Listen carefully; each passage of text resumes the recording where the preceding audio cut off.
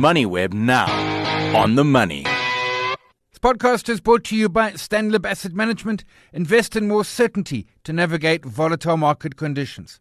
Chatting with Mark Thomas, Legal Director at Pinsent Masons. Mark, appreciate the time. Competition Commission looking at franchising in South Africa. Before I drill into the what, the whys, the wheres, franchising in South Africa, as I understand, is a giant sector. I mean, literally thousands of outlets, hundreds of thousands of staff, and potentially a trillion rand in turnover. This is not a small deal by any stretch. No, absolutely. It's very interesting. As you say, it's almost... we're talking turnovers of billions and a sector of over 500,000 people that are employed. And what's really interesting, and I know we'll get into this is not just the sector we're looking at, it's actually the business model. But we'll get into that. So let's touch on that, because it is just, there's the sector, but some of it is literally business models. For example, as I understand, the requirement to put up 50% of the investment from unencumbered funds and processes around how the industry has worked pretty much forever and a day. Absolutely. So, as you say, for decades, South Africa has had franchise models. We have some very successful brands operating locally as well as internationally in our markets.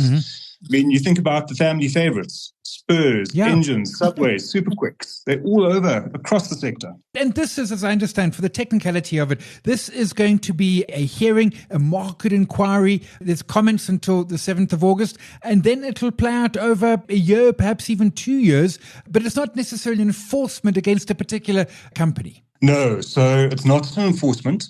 Remember, the Competition Commission is the investigator. The enforcement mechanism is the Competition Tribunal. So what the Commission is doing is they're looking into the sector, they're looking into these business models, and they're trying to see how the entire sector is structured, how the financing is structured, who's participating, who's not participating, how can you get more historically disadvantaged persons to participate in this sector. So what will happen over the next 18 months is going to be a set of public inquiries, questions from the Commission, a whole bunch of interactions. And at the end, only at the end, after 18 months, do they generate a report. And in that report, and as we've seen from the past, there's a lot of legal debate about what comes out. But in theory, it should just be findings and recommendations. Yeah, I get your point. Very much this is a fact-finding part of the process. What about franchisees? Obviously, they can be involved up until that August date. They can potentially be involved in the next 18 months as well. But is there should they perhaps be giving some consideration to what's happening to how the operations and businesses do run? Yes, absolutely. So from us, our view at Pinsent Masons, being an international firm, we really do look internationally into South Africa. And I think one of the first points I want to make is that this doesn't necessarily mean it's just a South African issue in the South African public participation process. It can have ripple effects across the globe and across value chains. It's one small impact in a much bigger system. So these draft terms of reference have come out. You have until early August to have a look at it. Provide comments to the Commission and say, this is right, this is wrong, this is clearly wrong, this is perhaps you should be looking. But that's not the end of it. Once those terms of reference are then published in the Government Gazette, the inquiry actually starts. A panel is appointed, investigators get involved from the Commission, the public will be invited to participate, trade unions, companies, firms, individuals, witnesses, the lot. Various departments of state can participate, and they will give information to the Commission. You may receive a letter from the Commission asking for further information. Okay.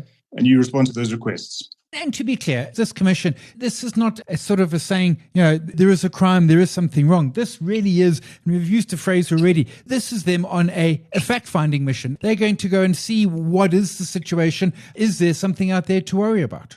Exactly. So they're not there to incriminate everyone or try and restructure the market. They want to understand the market. They want to understand how it operates. What are some of the challenges? They would have received complaints in years gone by alleging various things, and they maybe want to look into that a bit more. But they're trying to understand what is going on and how they can make the market more inclusive for everyone, for small business enterprises to get the financing, for historically disadvantaged individuals to be able to participate in this market, make it more inclusive, make it more South African. In many cases, and perhaps this is also, I don't want to wake up calls, the wrong phrase, an opportunity for the industry to perhaps to sort of do some internal audits of their own processes, the agreements, the disclosures, those sort of things, just to sort of see how things are. And not to preempt, but to, to kind of maybe make sure that they are doing best practice across the way. Yeah, absolutely. So that's certainly the way we're looking at it. At the end of the day, there is going to be a report. Yeah. There are going to be findings.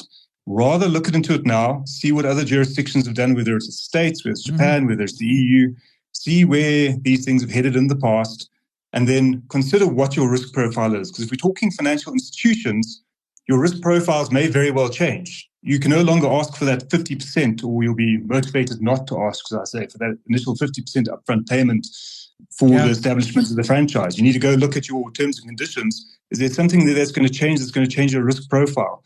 What about your cash flow and profitability models? And as I said earlier, it's not just banks, the financial institutions, the big franchisors, but it's going to be a ripple effect through the entire value chain and the procurement chain.